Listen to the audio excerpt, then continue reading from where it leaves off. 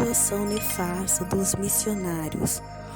Tudo isso mudou assim que os missionários cristãos, pouco a pouco, penetraram em todos os povos e tribos para regenerar os pagãos, que acreditavam nos ideais da natureza e que se encontravam a variadas espécies de cultos pagãos, e convertê-los em nome de Jesus.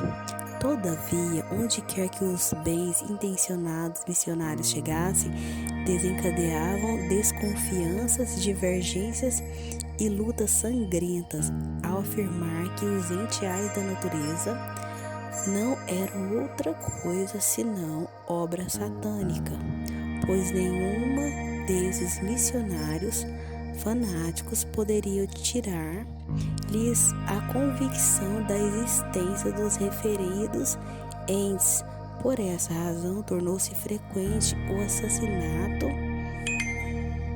de missionários que afirmavam que os entes da natureza, venerados e adorados por todos, eram invenção maléficas, pagãs e diabólicas.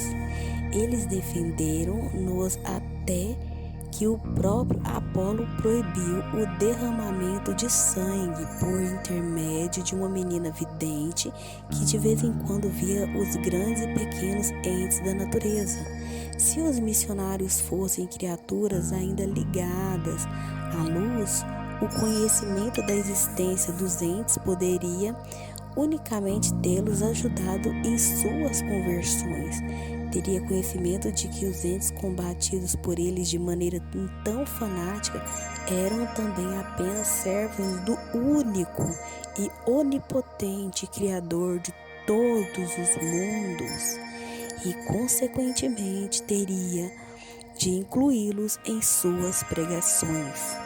Alegres e cheios de confiança, os povos teriam recebido a revelação que o Deus onipotente, a quem todos os senhores dos sóis e demais entes da natureza serviam em profunda veneração e respeito, havia enviado seu Filho, então Jesus, às criaturas humanas, a fim de ensiná-las através de sua palavra, ampliando seus conhecimentos. Se os missionários tivessem transmitido dessa forma os ensinamentos a respeito de Jesus aos povos a serem convertidos, sua doutrinação teria por toda parte caído em solo fértil.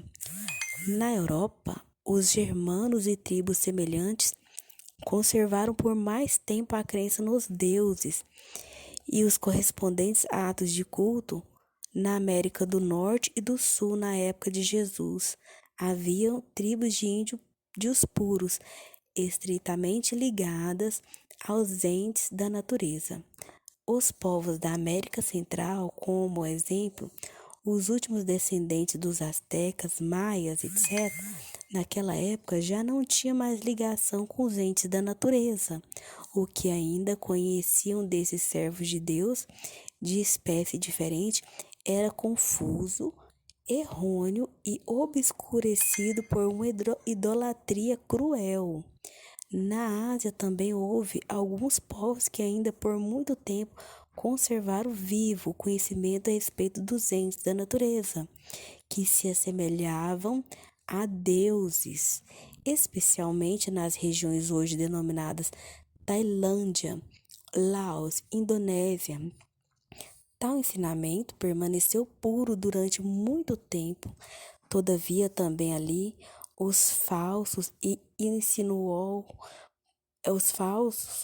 se insinuou, pouco a pouco, substituindo o conhecimento límpido e a pura fé nos entes da natureza pela crença e medo dos demônios.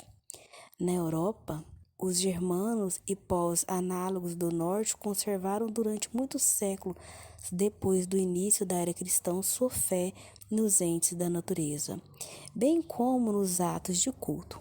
Finalmente, porém, a igreja venceu. A todos os príncipes e servidores da igreja a tal fé pagã, aparentemente inextirpável, apavorava, pois, segundo sua opinião, essa fé era a única culpada de o cristianismo não poder penetrar em toda a parte livremente.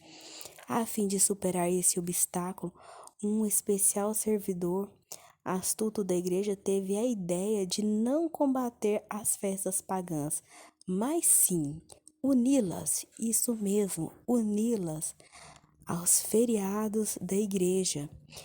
Expliquemos. Os festejos juninos em que eram acessos os fogos pagãos em homenagem ao sol foram associados com o aniversário de João Batista, festejado pelos cristãos no dia 24 de junho, e os seres humanos que, com o decorrer do tempo, se converteram ao cristianismo, denominaram apenas de fogos juninos as fogueiras em reverência ao sol que antes eram acesas para agradecer a Apolo e que era chamada de fogos de solstício.